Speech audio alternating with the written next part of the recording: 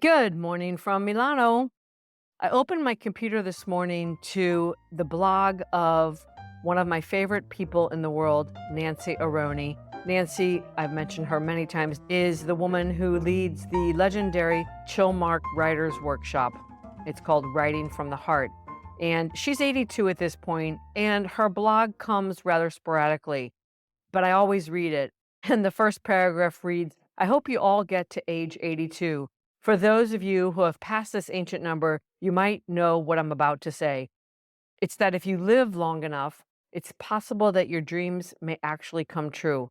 They're not dreams deferred, they're just delayed a bit, and they don't always look like the original dream. And that caught my eye, and I read on, and she recounts that when she was around 12 years old, she said to her sister, I'm going to be an artist. To which her sister Betsy promptly replied, You can't be an artist. I'm going to be an artist. You have to be a writer. And then she says, being the dutiful baby sister, I complied. She became the artist, and I did as I was told and became a writer. It was great to read this because I was actually in Nancy's home this past summer, one day at the end of the writer's workshop, and I saw her sharing and talking about her art with someone, and I didn't want to interrupt, but I surmised that she had submitted her artwork to an exhibition and actually won a prize. It's interesting for so many different reasons to me.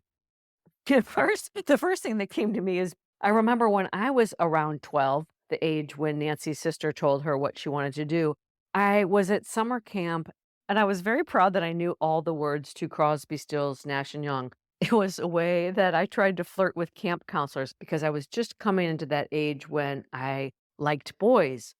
And I remember my favorite counselor was out on this platform in the middle of the water. And I remember I was excited to see him. He must have been the lifeguard on duty. Anyway, I swam out to this platform and I had some difficulty pulling myself up. And I'll never forget, it marked me for my whole life. He said to me, Oh, come on, you're not that fat. And until that moment, I had really no self awareness of my body whatsoever. And honest to God, from that moment on, I have always seen myself and experienced myself as a chubby person.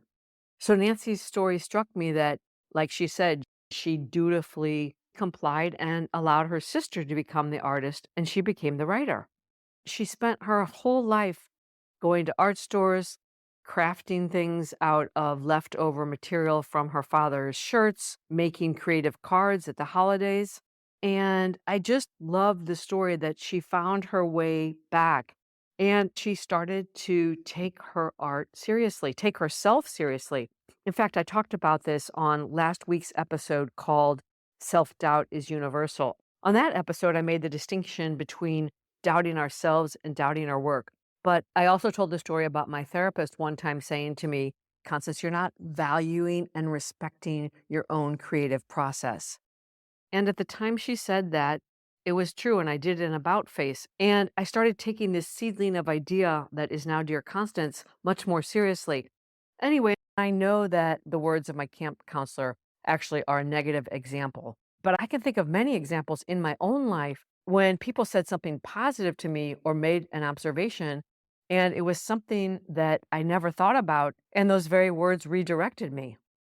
This is making me think of that Mother Teresa quote, kind words can be short and easy to speak, but their echoes are truly endless. Another one that I love is words can inspire and words can destroy. Choose yours well. Another thing I want to say about this is I see so many people around me who have always been intrigued by something or had an interest or done something in their free time that they didn't value enough or perhaps attribute the deserving time. And it's interesting because I know now that these years and years that I read inspirational books and captured quotes and had this love of the spoken word, now I get it. And it came full circle in my life. I realized that it was up to me to value it and to attribute importance and take myself more seriously. And I see a lot of examples around me. Some are friends who have retired and started painting. I mean, you don't have to retire to start painting. Look at Sharon Stone, for example. She's not only painting, she's selling her works. And of course, you can say she's a big public figure, but you can also see that she started valuing and attributing importance to her work as well. Anyway, I don't want to go on and on about this, but I really love that story because I think we need to be vigilant with our words. And again, I don't think I'm unique that someone said something to me that landed in a vulnerable moment that I completely internalized. And mine was around being chubby, but oh my gosh, when it's around something that's important to you, singing, writing, sharing recipes, wanting to do or share whatever it is that might turn you on, it's so important to not write it off because it may just be that very thing that flips a switch in your life. Let me just end by saying this. Don't be Nancy Aroni and bury that seedling so deep that the water can't reach it. Even if it's just for you, it may be that very thing that sparks joy in your life. I'll leave you with that thought this Monday morning. That's all for now. Until next time, from my heart to yours.